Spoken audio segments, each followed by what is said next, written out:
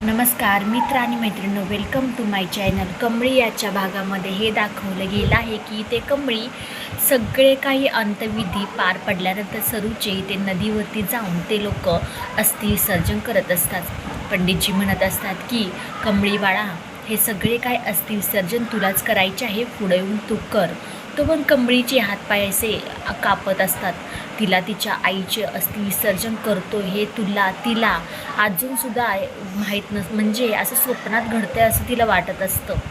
कमळी कशी पुढे येते.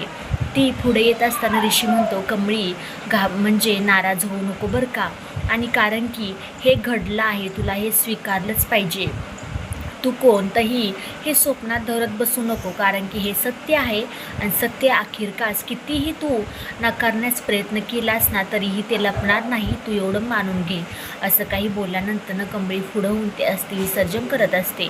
आणि एकीकडे कमळीच्या गावामध्ये अन्नपूर्णा राजन येतात आणि एका मुलाला विचारतात की कमळी मोहिते कुठे राहते.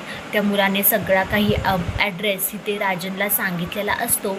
तो जिथे काही सगळं काही अस्थि विसर्जन झाल्याच्या नंतरनं पुन्हा ज्या ठिकाणी सगळे काही बसलेले असतात सरूच्या फोटोच्या समोर, तिथे राजन आणि अन्नपूर्णा येतात. आल्यानंतरनं अन्नपूर्णा सगळ्यांना एकत्र माणसांना पाहता क्षणी कमळीकडे बघते आणि कमळीला हाक मारते. कमळी पटकन धावत अन्नपूर्णा आजींना घट्ट मिठी मारते आणि खूप रडत असते. असं वाटतं की तिला वाटतं की आपल्या हक्काचाच माणूस कोणीतरी आला आहे. राजन म्हणतो, ऋषी खरंच तुला मानलं पाहिजे, कारण आपल्यालाच कधी कामी येत नाहीत आणि तू खरंच इथे कमळीबरोबर राहिला, तिला साथ दिली, तिला सपोर्ट केला, आधार दिला. खरंच तुझं आभार मानावं तेवढं कमीच आहे. ऋषी म्हणतो, राजन काका तुम्ही काय बोलताय, अशा वेळेमध्ये कमळीबरोबर राहायचं नाही, तिच्याबरोबर राहायचं नाही तर मग कोण राहणार आहे. शेवटी तिला तरी आपल्या आधाराची खूप गरज आहे. तिची आई नाही, तिचे आबा नाहीत म्हटल्यानंतर आपणच राहावं लागणार ना. असं काही सगळं काही घडल्यानंतर पुन्हा एकदा कमळी अन्नपूर्णा आजींच्या पैशी गळ्यात एकदम म्हणतात ना, एकदम गळ्यात एकदम घट्ट मिठी मारून अशी रडत असते.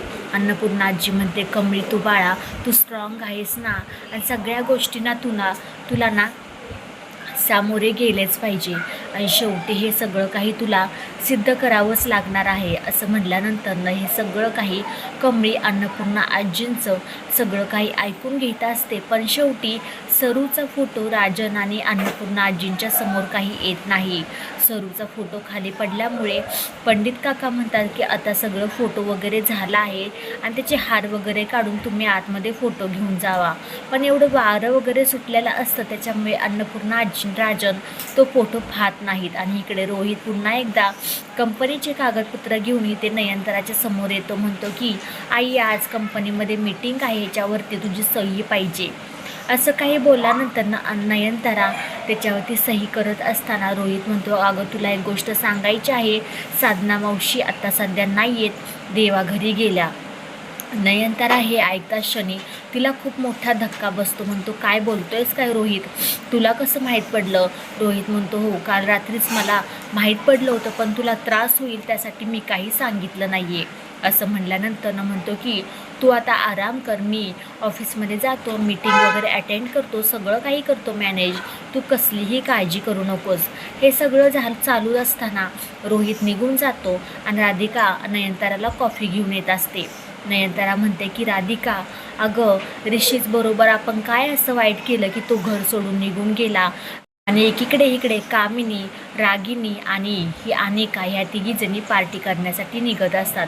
खूप आनंदी असतात. म्हणतात की खरंच एका गोष्टीचं टेन्शन आपल्याला सारखं वाटत होतं त्या गौरीचं एकदाची तिची सुटका झाली, आपल्यापासून ती गेली, आणि चला त्याचसाठी आपण पार्टी करण्यासाठी निघत आहोत.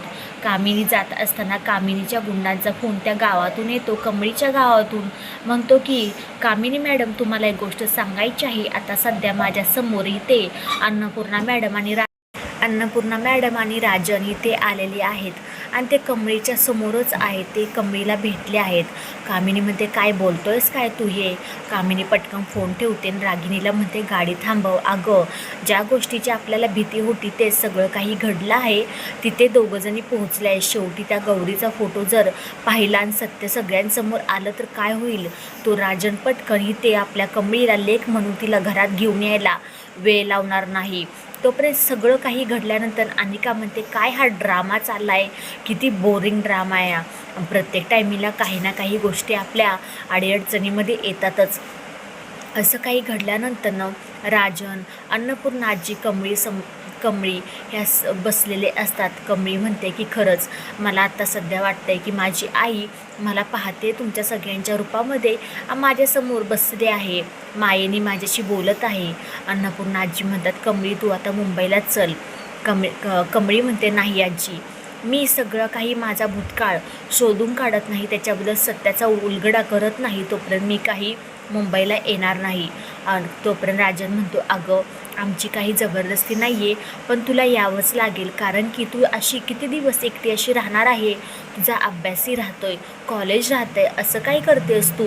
आबांची तुला इच्छा पूर्ण करायची आहे ना? कमळी म्हणते, हो ते तर आहेच, पण मला माझा भूतकाळ शोधून काढायचे आहे. आत्तापर्यंत मी माझ्या भूतकाळाबद्दल कधीही आईला विचारलं नाही. विचारलं तर हे सगळं काही विपरीत घडलं. येणाऱ्या भागामध्ये आपण पाहूयात की कमळी तिच्या भूतकाळाबद्दल सगळ्यांसमोर आणणार का? आणि राजन आणि कमळीचं नातं नक्की तिच्यासमोर येईल का? सत्याचा उलगडा होणार का? व्हिडिओ शेवटपर्यंत पाहिल्याबद्दल खूप सारे मनापासून धन्यवाद. आवडल्यास लाईक, शेअर, सबस्क्राईब करायला अजिबात विसरू नका. आणि हो, आपले शॉर्ट्स व्हिडिओही यायला लागलेले